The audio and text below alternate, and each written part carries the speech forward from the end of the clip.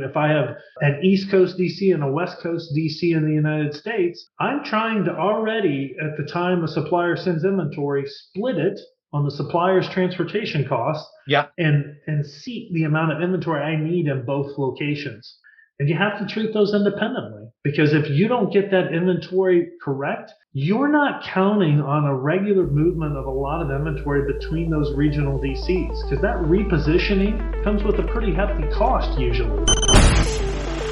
Growing a business requires a holistic approach that extends beyond sales and marketing. This approach needs alignment among people, processes, and technologies. So if you're a business owner, operations, or finance leader looking to learn growth strategies from your peers and competitors, you're tuned into the right podcast. Welcome to the WBS Podcast, where scalable growth using business systems is our #1 priority. Now, here is your host, Sam Gupta. Hey everyone, welcome back to another episode of the WBS Podcast. I'm Sam Gupta, your host and principal consultant at independent ERP and digital transformation consulting firm Elevate IQ. If your physical and digital inventory may not be aligned and you don't have KPIs to track your excess inventory and obsolescence, you might be carrying aging inventory and you might not be aware of that. And while some of the inventory may appear aging, if that is the critical inventory for their machines or operations, there may be a chance that you may not have these parts when you need them the most. Planning for inventory excess and obsolescence is hard, as you not only need to look at the global planning, but you also need to make sure that you are monitoring the inventory at the plant level. So what are the best practices to track and optimize inventory excess and obsolescence? In today's episode, our guest, Pete Grett, shares his insights into inventory excess and obsolescence. He also discusses the critical metrics to track inventory obsolescence and how global planning might drive the inventory needs. Finally, he discusses concepts such as the critical components and ad hoc warranty processes that might disrupt the inventory planning hub and spoke model, and how the supply chain network needs to be mapped to discover cost savings opportunities. And finally, how DTC customers that might be seeking Amazon-like experience may require micro-fulfillment centers, as the traditional regional DC model may be too expensive for them due to the supply chain costs. Let me introduce Pete to you. Pete has spent 25 years in the supply chain, including managing the IT relationship and strategies for 70 3PL sites with 10,000 employees, generating $600 million. He now leads his own company providing services on 6 continents with resources around the world. With that, let's get to the conversation. Hey Pete, welcome to the show. Hey Sam, how are you? I am wonderful, and I am so excited to have you, just because the kind of stories you are going to have from the inventory and warehouse work, it's going to be so fascinating for our listeners. Just to kick things off, do you want to start with your personal story and your current focus? Yeah, absolutely. So I've been in logistics for 25 years. I actually started out as a temporary worker out in a warehouse. And that's where I learned the most, is really doing all of those jobs in a warehouse and working my way up. I learned operations, and eventually I moved over into systems. And I spent most of my career in FedEx Supply Chain, which is a large third-party logistics provider. Yeah. Again, getting an opportunity to do a variety of roles. And eventually I kind of landed in the space between systems and operations. So my role was to really craft great solutions from a system perspective that operations could go out and sell in the marketplace to help customers. And then about 3 years ago, I started my own consulting company. So today we have folks all over the world doing pretty much the same thing, trying to help customers really get value out of their supply chain systems. Okay, and that's such a great place to be, and we are going to have so much fun discussing and digging into that. But before we do that, we have one of these standard questions that we ask every single guest, and that is going to be, Pete, your perspective on business growth. Yeah, I think this is a phenomenal time of opportunity. Almost always times of great challenge also provide great opportunity. There's a disruption in the marketplace, and providers who are able to step into the challenge and step into that disruption and kind of craft a picture about what the world looks like and how to solve problems have a great chance to grow their business, and not just in small incremental bites, but to really grow at scale very quickly. And I think the last few years in the supply chain space has been especially real for folks as they see what empty shelves look like on the grocery store aisles. And growth over the next few years, I think, is going to be in that same space. We don't see, in the conversations I have with a lot of my peers, supply chain returning to any sort of balance or equilibrium at least for 2 more years. And so anybody who has anything to do with supply chain, operations, transportation, systems, consulting, I think there's a real opportunity to grow your business.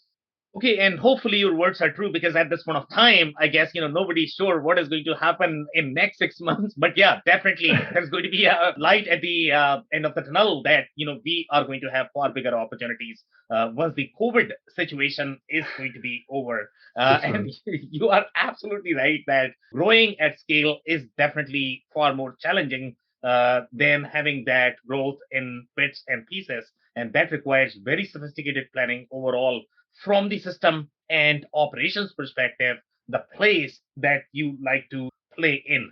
So now, obviously, when we talk about the systems and operations, it could be all over the place. There are a million people, who are probably operating in this specific way, right? So we want to cover the specific topic related to the inventory and warehouse, and what you really wanted to talk about the excess and obsolescence, right?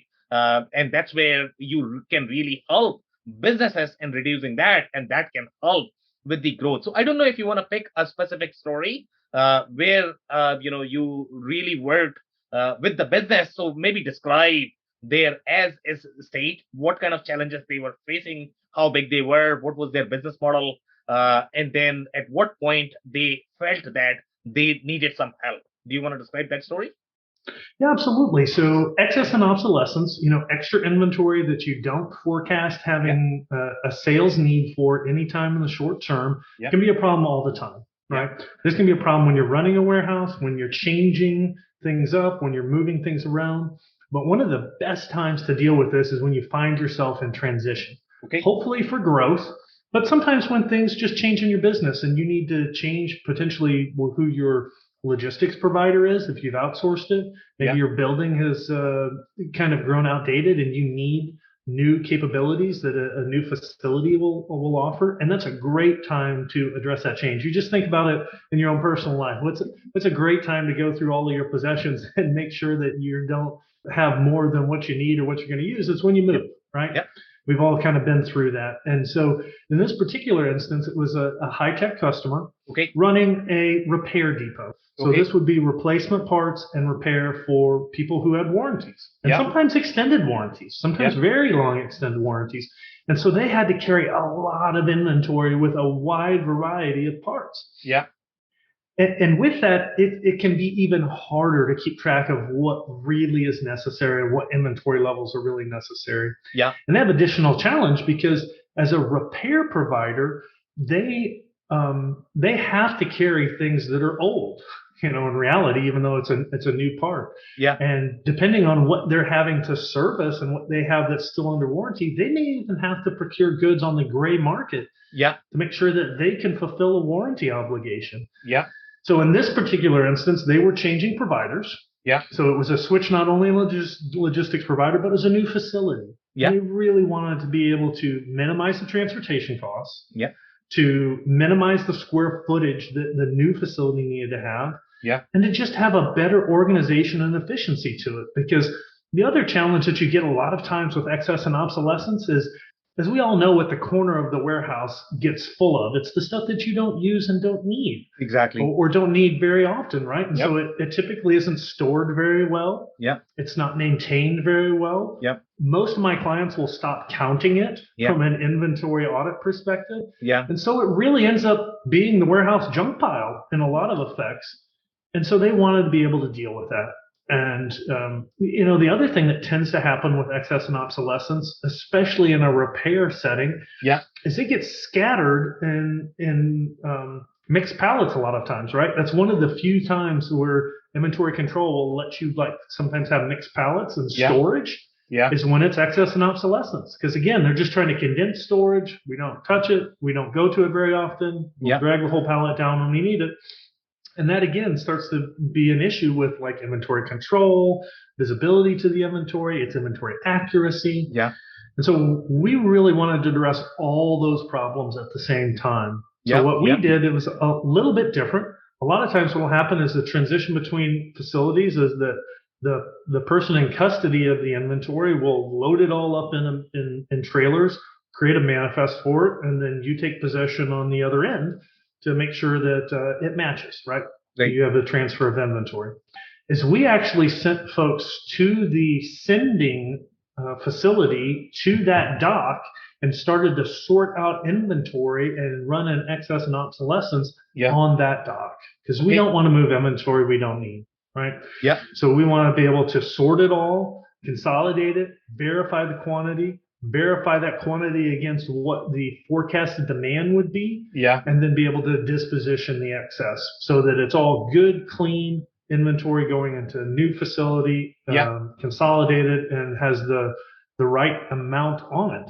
And that was really a great opportunity to do that, save the client a lot of money in transportation, save them in the footprint of the new building. It was reduced by at least 30% of the capacity and the size that they needed. And it also gave us an opportunity to provide further recommendations to go, hey, for instance, you run a repair business.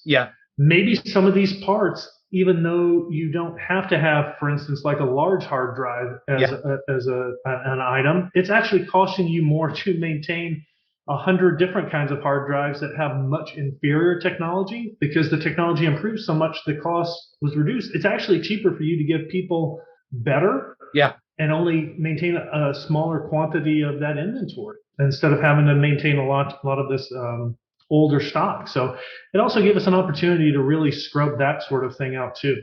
Okay.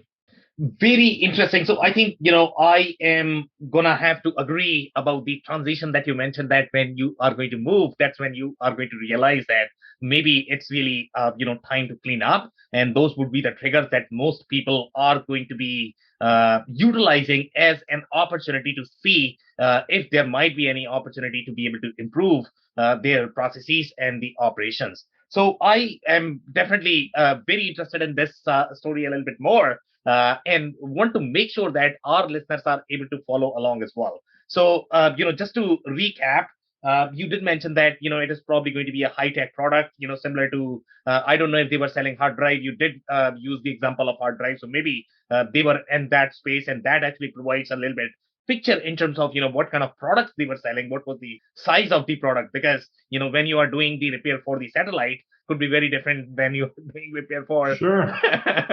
So in this particular case, I guess the products were smaller. So do you want to provide a little bit more context overall in terms of the business, how large this business was, how many facilities are we talking about? Was this more of the plant or the facility level initiative?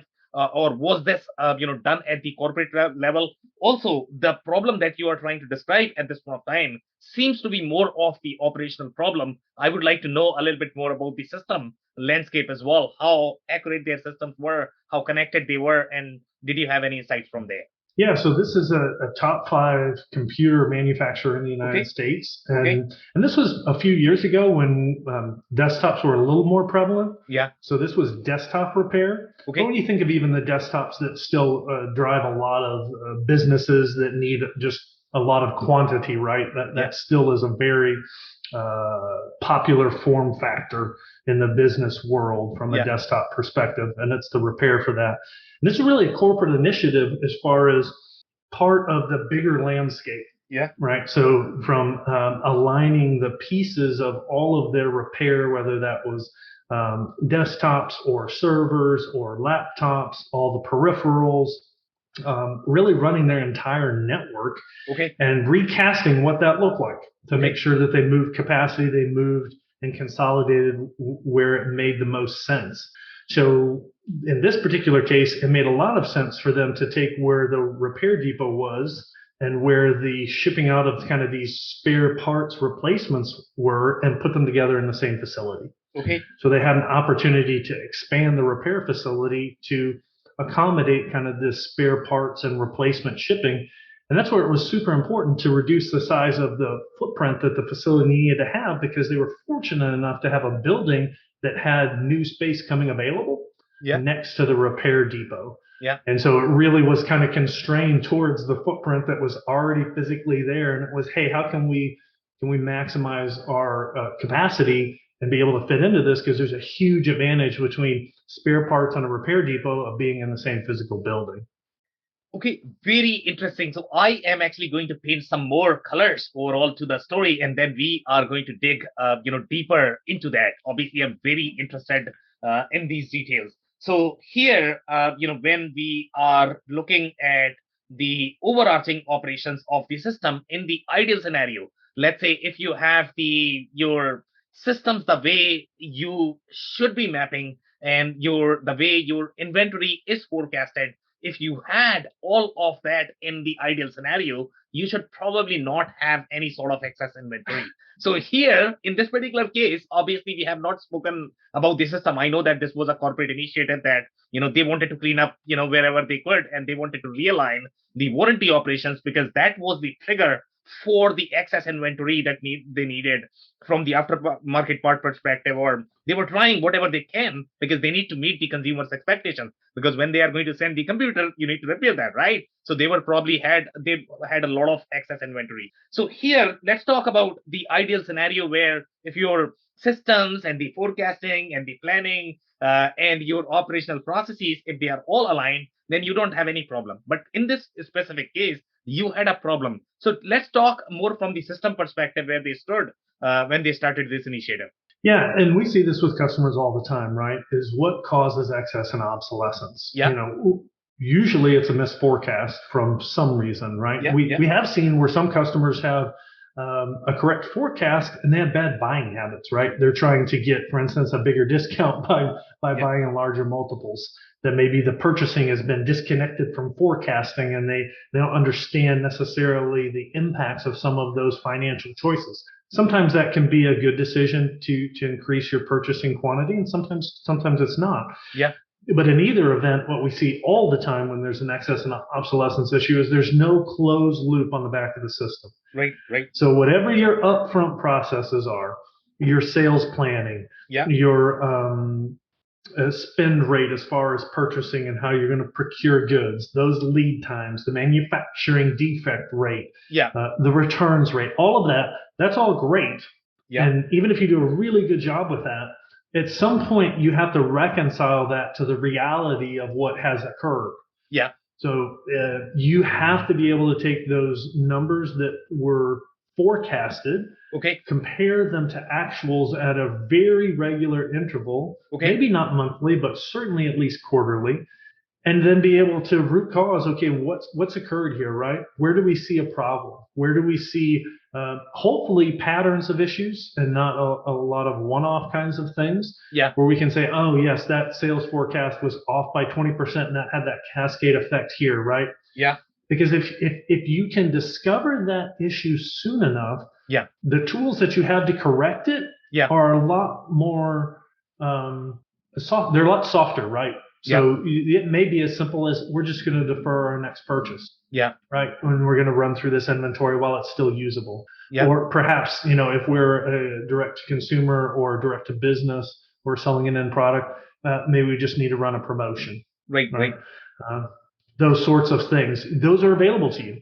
But too frequently our customers wait till the point where now that's unsellable inventory and there really aren't a lot of options available. Yeah. You're probably looking at liquidation, scrap, donation, things that come with a very small financial value return on that. That transaction just ends up being pennies on the dollar, where if we really paid attention to where we might have misstepped and we do it quickly, we're able to recover a lot of that. And I think that's true with a lot of data issues. When you think in the broader context of systems, the sooner you correct the data issue, the less cost it it takes to correct it, Yeah. and the less financial impact it has on an ongoing basis as well.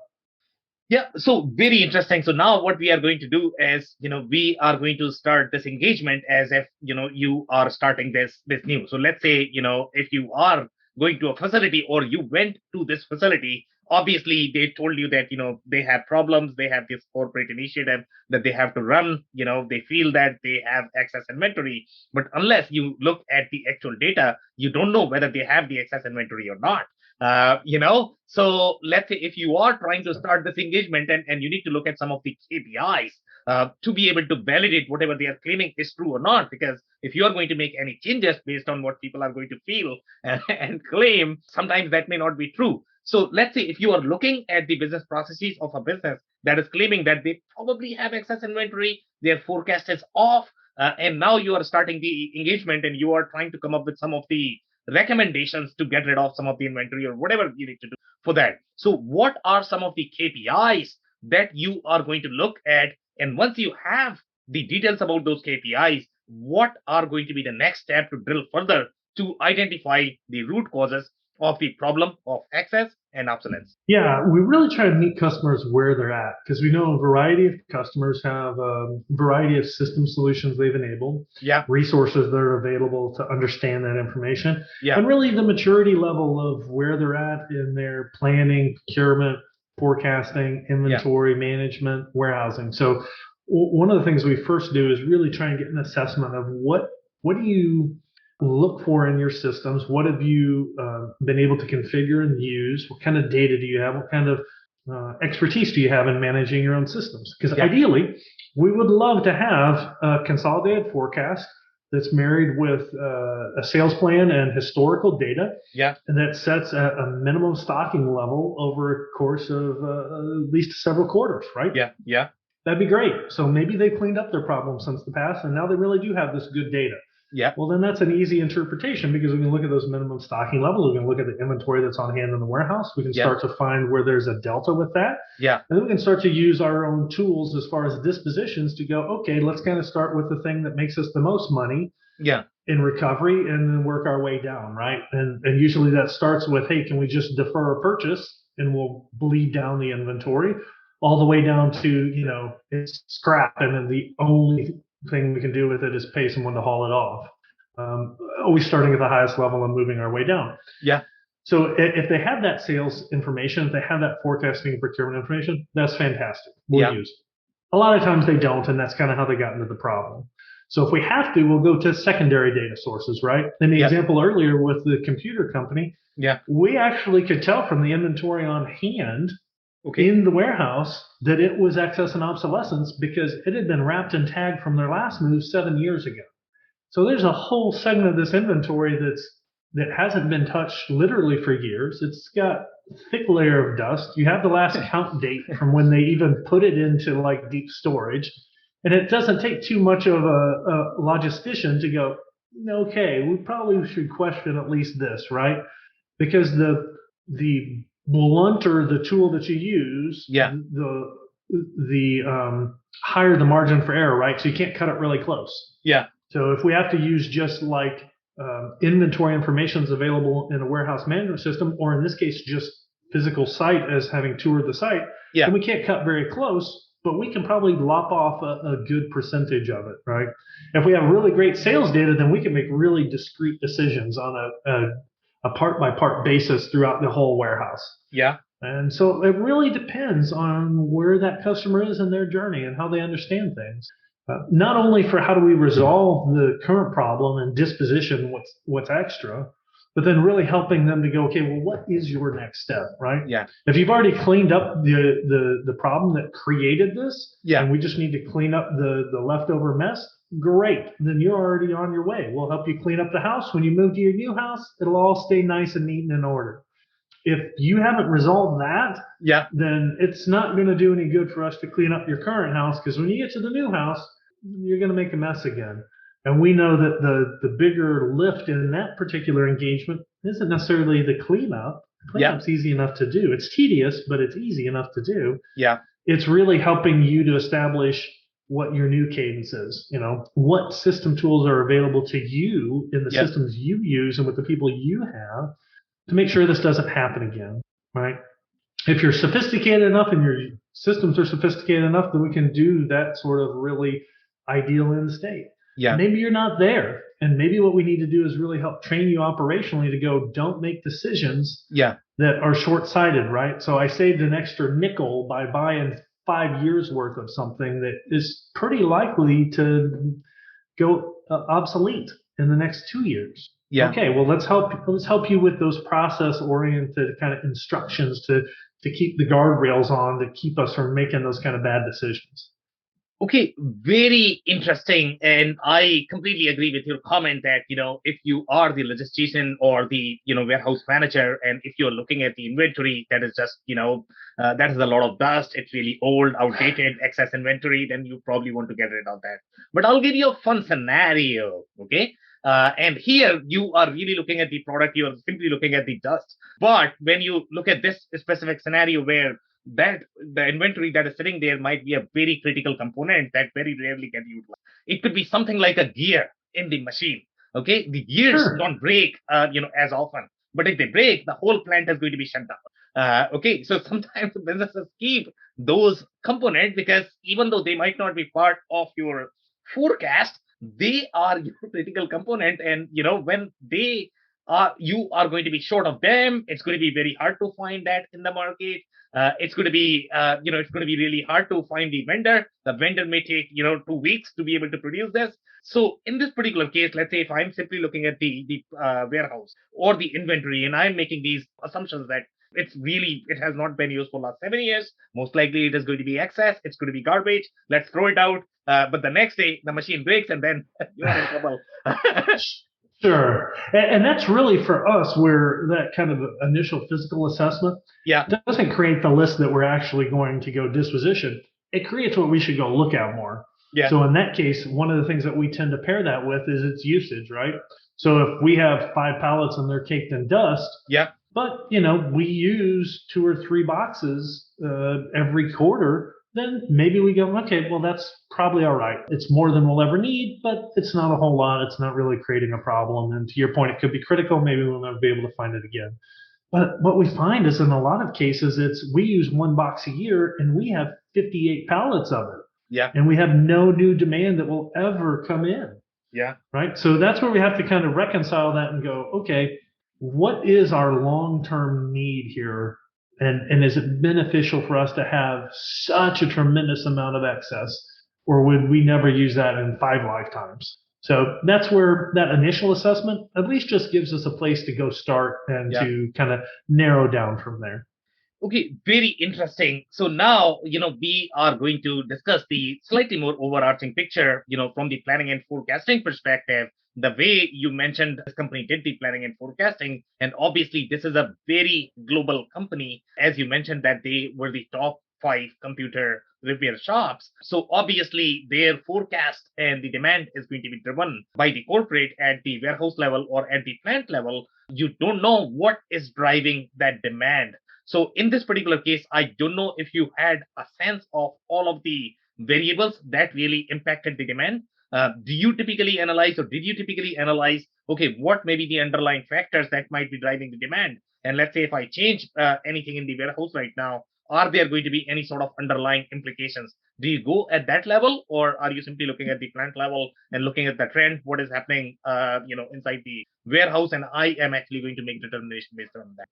Yeah, so we try as much as possible to look at it at a global level. And this company was a great example of really that opportunity by consolidating a lot of the facilities that were individually siloed. So when we think of the repair parts, the spare parts needed for repairs, the spare parts that you would send out as a part of a warranty claim, or even maybe the spare parts you send to like technicians. Being able to consolidate all of that need and put it under one roof really makes it a lot easier to plan and forecast, because then we're not doing it with these disparate silos of responsibility and data and information. It's all in one place.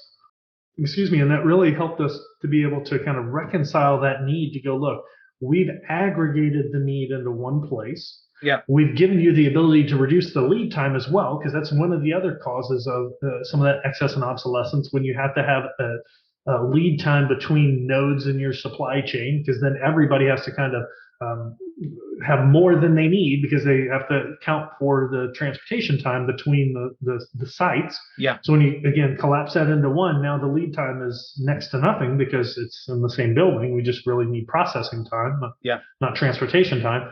That helped to reduce it as well. So it really was, in some ways, to go, look, let's forget about kind of what our forecasting plan looked like in the past. Yeah. Let's take what the demand was, like the end user demand was, right. What we see that as a percentage, as like a repair rate or a spare parts usage rate of the whole, and then forecast that into the future based on one consolidated view of that inventory, so that we're covering all the needs that we have out of one inventory pool. And then deciding what that safety stock level really looked like and where we needed to be with those parts. And to your point, also deciding the criticality of some of these things, right? So some of these, we could get the same part till the end of time. It was never going to change. It's like a bag of screws. That's always going to be available. Those are things that you don't need to have readily available in large quantities, right? Some of these things were gray market items that, man, when we found one, if we could buy 5, we just take 5 and like go put them in the vault because we had trouble finding more of them. So there's that as well that has to factor in.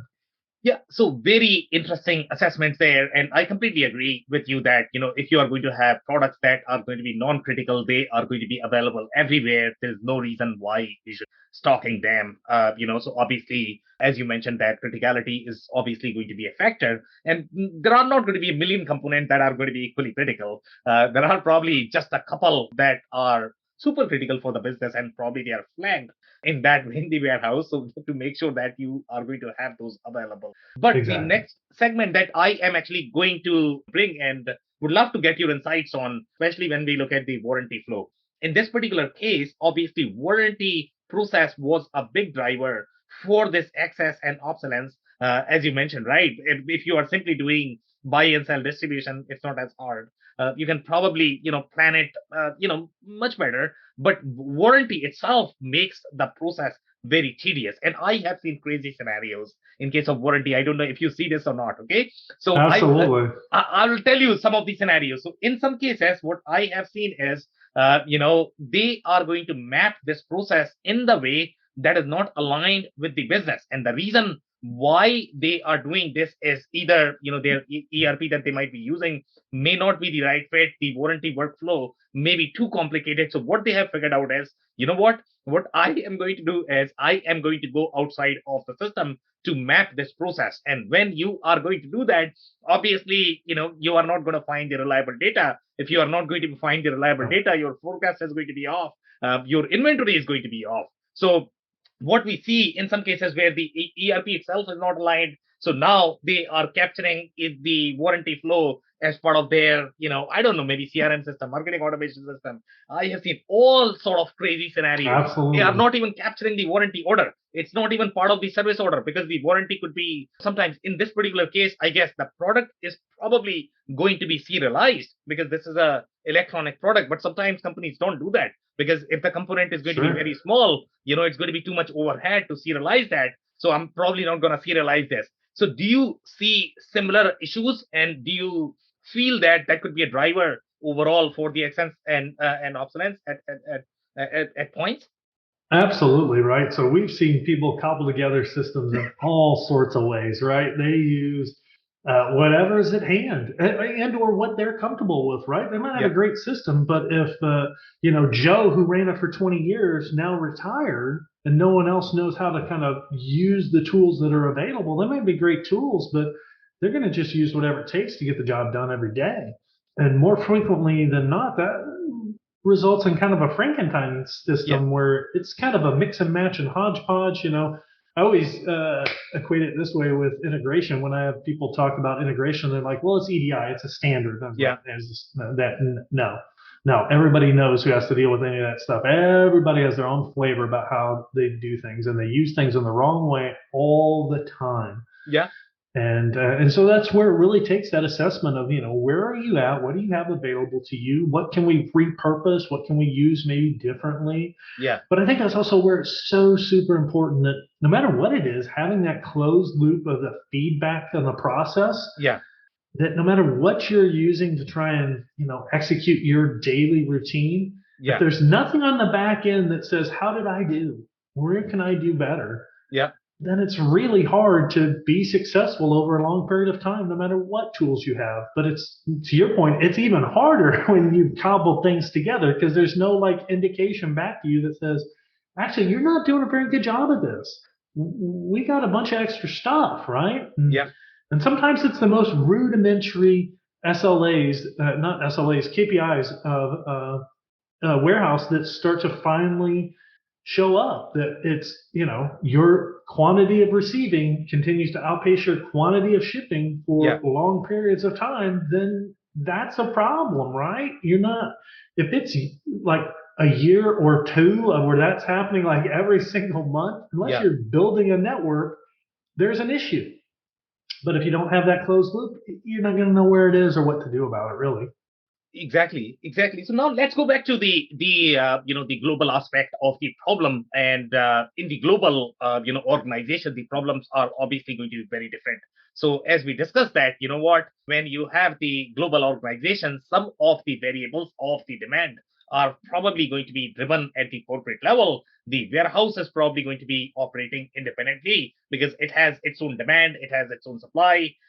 Sometimes the supplies, may come from the other warehouses when this warehouse is going to be short. So when you are designing this logistics network, let's say the warehouse, considering the global map in the picture, since you have been involved with the global instance, what are some of the considerations or the challenges that you typically see that businesses need to keep in mind while designing the sort of the global, either the warehouse network or the logistics network? Yeah, one of the biggest one for us is just intentional design of your supply chain network.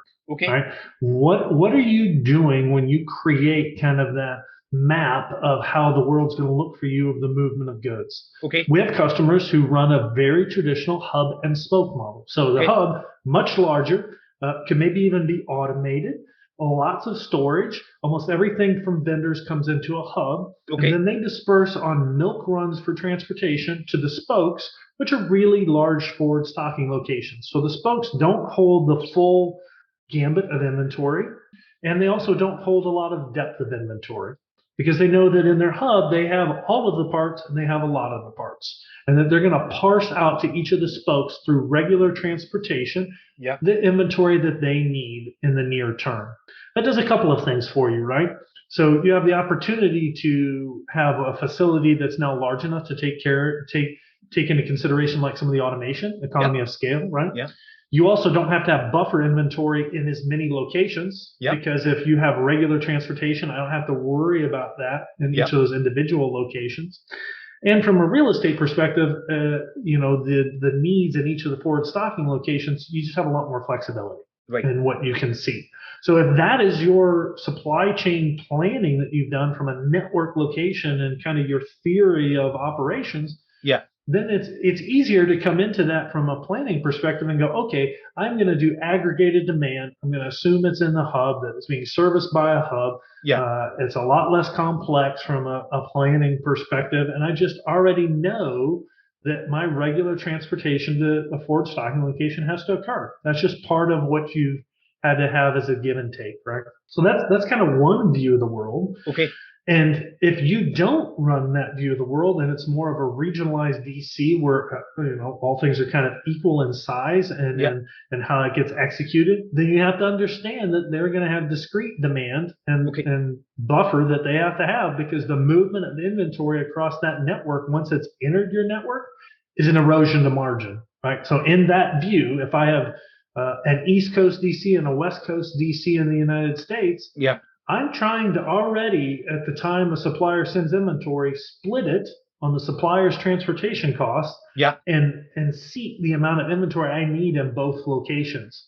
And you have to treat those independently, because if you don't get that inventory correct, you're not counting on a regular movement of a lot of inventory between those regional DCs, because that repositioning comes with a pretty hefty cost usually. And so you have to just be aware in your planning cycle that, hey, this is the view of how we've set up our supply chain network and how Yeah. we kind of see the world working. And it's going to require a different strategy than, say, the hub and spoke folks. Right. Each one of them can be correct. Each one of them can be appropriate if done correctly. But one of the things that we just really try and push clients to, whatever their choice is intentionality. Yeah. You have to have one view of the world, and you have to intentionally choose to do it that way, and for all the pieces to fit together, right? Yeah, I completely agree. I think you have to make your mind, whether you are going with the hub and spoke or whether you are going with the regionalized DC. The problem always is going to be when the roles and responsibilities are not going to be clear. You are doing whatever, you can in your power to fulfill the orders, but that makes it a nightmare from the operations perspective, from the process perspective. So obviously, you are going to decide whether you are going to go either hub and spoke or, regionalized DC. Do you see any specific product categories that are going to be better fit for one or the other? Are there any pros and cons of these approaches? I know that you have mentioned buffer, but I'm pretty sure there are going to be some product categories that are probably going to be better suitable for the regionalized DC model as well, right? Yeah, there's just a whole host of variables that you have in play here. What kind of supplier base do you have? Right. Do I have to get all of this inventory in, for instance, from Asia Pacific, and it's all going to have to come in versus via container ship, and everything's coming through Long Beach? Yeah. That's a consideration, right? The cost of that inventory carrying cost, huge consideration. Right. The commodity nature potentially of that inventory, large consideration. A lot of our customers these days, it's a big consideration about, am I a B2B business? Am I a direct to consumer business? If I'm a direct to consumer business and I'm selling especially e-commerce, my expectations about the delivery time it takes to get to a consumer, those have shrunk a lot, right? Everybody expects Amazon type service. Well, if I only have 2 DCs in the United States, that's expensive. You might be forced into a hub and spoke model, or even more so. One of the things that we really counsel and try and help customers with is micro fulfillment, right? Okay. You're beyond hub and spoke. You're now into many locations that carry inventory, where maybe your stores even become an inventory carrying locations because you have ship from store. Yeah. We're working on models now where it's not last mile, it's literally like last yard, where in a large metropolitan area you might have 100 inventory locations, or maybe 200 if you include brick and mortar stores as well. And so that becomes more and more critical that you really understand what that model looks like, and does your inventory, does your business, do your consumers fit with the model, or do you maybe need to evolve? Maybe you were a large B2B kind of business before, but you got into direct to consumer, and now you're doing e-commerce, and it's a growing part of your business. It's probably going to be time to look at that network optimization and say, does this really suit my business now and into the future? And if the answer is no, then, you're probably going to need to make some changes. That's one of the things that we really see a lot out of E&O, and one of the reasons why we try and address it with customers. It's kind of like peeling an onion. Yeah. You can have E&O problems for a lot of reasons, and sometimes they kind of point out very fundamental decisions that a business needs to make that has kind of evolved, and the situation's changed over time. Yeah. And now it's time to make a bigger decision. So it's not even really that, I've got stuff piled up in the warehouse. It's that my business has really changed a lot, and I haven't taken the time to go back and examine my supply chain. Great. So when you look at this data, obviously from the network perspective, and if you are going to have so many different DCs, the overarching view is going to be extremely complex. I don't know where the data is going to come from, how you can really analyze all of this. I don't know if it is going to be really the SKU level planning that you need to plan for each of the DC, that, if I have total 10,000 SKUs, then out of 10,000, 100 are going to be sold more often in this specific location. So I'm probably going to carry just 100. And if they need more or any specific item, they have to place specialized order, and I am going to ship it back, and then I am going to fulfill. So there are two, colors here or the layers here in the discussion.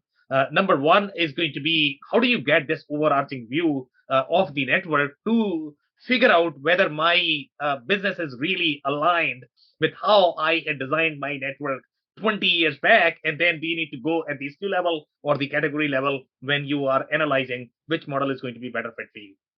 Yeah, so there's a couple of pieces to that, right? Yeah. I think sometimes perfect is the enemy of better, and we try and rationalize like every single SKU. Yeah. When the reality of it is that there's a small percentage that are probably fast movers. There's probably a small percentage that are great revenue contributors. Yeah. Right. And part of what we see is that when a model has the variables for a model have evolved over time, where the model is no longer really functioning like it should, Yeah. is we're going to see in a particular area a percentage rise in cost of one of the functions of the supply chain. So, excuse me, maybe you're running a regionalized strategy, right? Okay. And your transportation costs over the last 5 years have continued to rise as a percentage when adjusted for inflation. Yeah. As a percentage of your cost to run the supply chain because you're doing too many shuttles back and forth. Yeah. So it's a good way to have an indicator that says, boy, is there a particular area where I see costs rising like that, right? When we adjust it for inflation, has my inventory carrying cost risen, right? Has my labor risen because of the inefficiencies that my network is now producing for my customers? Has my quality rate gone down? Have my customer complaints gone up because we can't meet the SLAs that customers demand of us? That's where we're really looking for outliers, because if you're running a cohesive strategy, and even if you're not executing it super well, you're probably going to tend to have the same kind of margin of error across the functions of the supply chain. Yeah. Right? So when one of them sticks out, that's a really good indicator as well about how your business may have changed, and you may not even have been aware of it. And so that's where we typically start to zero in, and they can give us some clues as to where we may need to have a little more precise view of some of that data. Because again, the data is all over the place usually. Customers don't necessarily even know their data. You torture numbers, they'll confess to anything. So if you go in with a perspective of thinking that you know what the problem is already, you're probably going to find what you're looking for. So we'd rather let some of those macro things that tend to be correct, right? You may not have a lot of this individual data correct, but as a percentage of spend, you can probably tell what your transportation is. We can work that out even with napkin math. So that's really where we try and zero in and try not to spend too much time in data that's not going to be helpful. Right. Amazing. So that's it for today. Do you have any last minute closing thoughts or remarks for our listeners? Yeah, I just think that it's, again, a great time to be in supply chain. I know there's a lot of challenges. A lot of people are having a lot of difficulty. But if you really look at the things that are available from a tools and resources and learning perspective and how the world's changing so quickly, it really gives folks a great opportunity to gather new skills and to use them in the marketplace. And we would love to help folks with that. Could not agree more. And my personal takeaway from this conversation is going to be the supply chain is always going to be very complex, but there are also tools available, and the opportunities available if you actually gathered the data and really figured out that overarching view where the problems might be from the excess and obsolescence perspective. And that's where you are going to find a lot of financial opportunities. On that note, Pete, I really want to thank you for your time. This has been a powerful episode. Thank you again, Sam. I cannot thank our guests enough for coming on the show, for sharing their knowledge and journey. I always pick up learnings from our guests, and hopefully you learned something new today. If you want to learn more about Pete, head over to theblackrock.group. It's theblackrock.group. Links and more information will also be available in the show notes. If anything in this podcast resonated with you and your business, you might want to check other related episodes, including the interview with Chuck Coxhead from Obsolescence, who discusses warehouse mobility trends in the enterprise and SMB markets. Also, the interview with Kevin Lawton from the New Warehouse podcast, who discusses why standardization plays a key role in inventory planning. Also, don't forget to subscribe and spread the word among folks with similar backgrounds. If you have any questions or comments about the show, please review and rate us on your favorite podcasting platform or DM me on any social channels. I'll try my best to respond personally and make sure you get help. Thank you, and I hope to catch you on the next episode of the WBS podcast. Thank you for listening to another episode of the WBS podcast. Be sure to subscribe on your favorite podcasting platform so you never miss an episode. For more information on growth strategies for SMBs using ERP and digital transformation, check out our community at WBS.rocks. We'll see you next time.